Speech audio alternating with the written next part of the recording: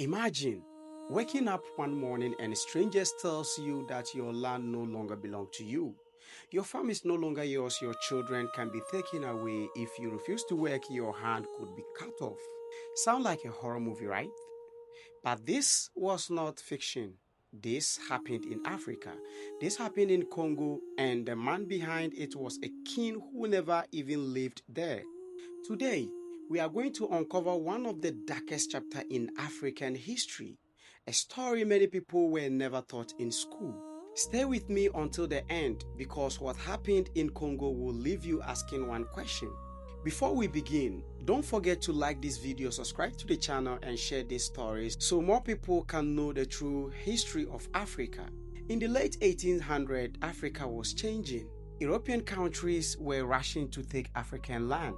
Britain wanted colonies, France wanted colonies also, and so is Germany. Then there was Belgium. Belgium was a small country in Europe, but its king Leopold II wanted something bigger. He wanted his own African empire. The strange part is that Leopold did not ask the Belgian government to own Congo. He claimed it as his own personal property.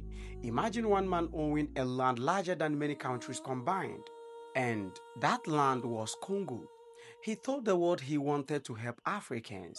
He said he wanted to stop slavery, bring Christianity, build schools, and develop the region. Many European leaders believed him, but behind these beautiful promises was a terrible plan. Once Leopold gained control of Congo, everything changed.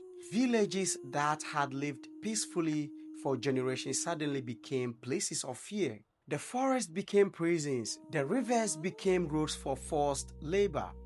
Families stopped living normal lives. Instead, every village received impossible orders. They had to collect huge amounts of wild rubber from the forest.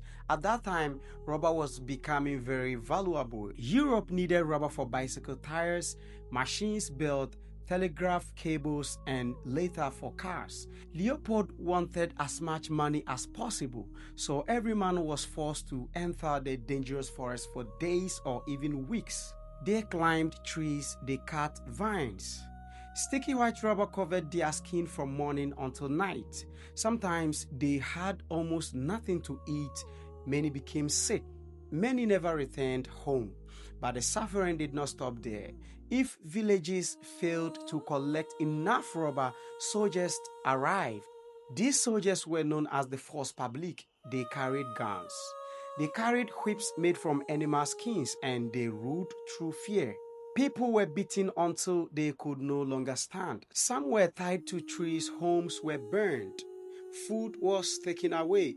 Women and children were often held hostage until the men returned with enough rubber. Imagine a father walking through thick forest, knowing that if he failed, his wife or children would suffer. Every day became a race between survival and death. One of the cruelest things remembered from Leopold's rule was the cutting off of hands. The soldiers were ordered to account for every bullet they used. To prove they had not wasted ammunition, they often brought back the severed hands of the people they had killed. But sometimes, innocent people lost their hands even when they had done nothing wrong. Children, women, men, entire villages were left with lifelong injuries. The fear became so great that many people ran deep into the forest to hide. Some never came back. Families were broken apart forever. As years passed, Congo became richer, but not for the Congolese people. The wealth flowed across the sea to Europe. Ivory, rubber, natural resources all were taken from Congo. Meanwhile, Congolese families became poorer. Many had no schools, no hospitals, and no freedom. Leopold used the profit to build beautiful buildings and monuments in Belgium. While one side of the world admired grand buildings, another side was crying under unbearable suffering. For a long time, many people outside Africa did not know what was happening. Leopold carefully controlled the story. He continued telling the world he was helping Africa, but slowly, missionaries, travelers, and journalists began to witness the truth. They saw villages destroyed. They saw people with terrible wounds. They heard heartbreaking stories from survivors. Photographs shocked people around the world. For one of the first time in history, an international campaign demanded justice for Africans. Voices from different countries called for an investigation. The pressure became impossible to ignore. Eventually, in 1908, Leopold lost his personal control of Congo. The Belgian government took over the territory instead. The violence reduced compared to Leopold's personal rule, but the deep wounds remained. Historians believe that millions of Congolese people died during this terrible period. The exact number is still debated because very few accurate records were kept.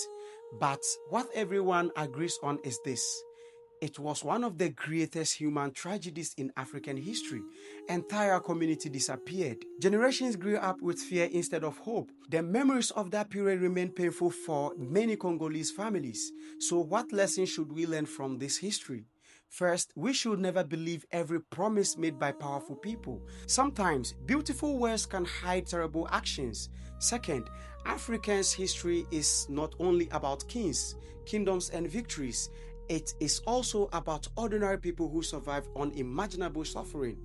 Their stories deserve to be remembered. Finally, history is important because it teaches us to protect human dignity. No nation, no community, and no people should ever be treated as less than human.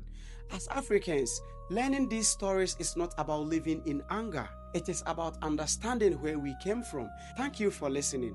If this story taught you something new, share it with someone else. Until the next time, keep learning, keep asking questions, and remember, Africa's history is deeper, richer, and more beautiful than many history books have ever told.